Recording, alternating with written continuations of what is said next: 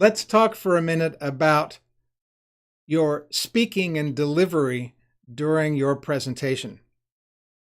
I say on this slide, hold forth, which is to say you are, if you are standing, your shoulders are back, your chin is up.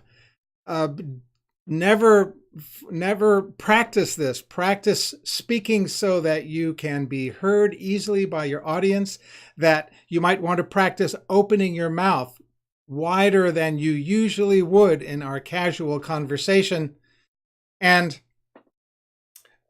learn to project as much as you can. Get feedback on this from your team members and from your coaches.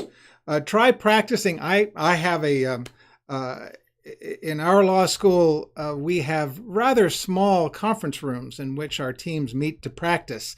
I always make a point of finding a larger room for the team to at least run some of our practices so that they can practice projecting their words and being heard easily across a larger room. The other thing that I encourage law students to do is to practice modulating their delivery, which is to say, do not speak quickly, do not dial back so that it is unnaturally slow, but it's modulated.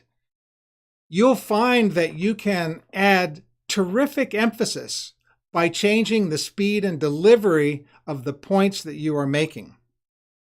So practice in front of your teammates. Hold forth.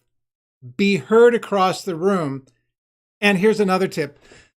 Memorize as much of your presentation as you can so that you can keep as much of your eye contact with your audience as you possibly can. This is even true during the examination or cross-examination of a witness. You want to be able to watch the witness and not simply put your head down and run through the questions that you have written down.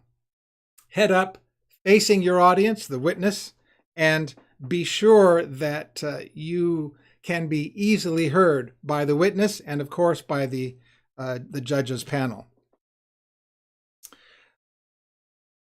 I think the most difficult speaking habit to break during a presentation like this is the speed with which we speak.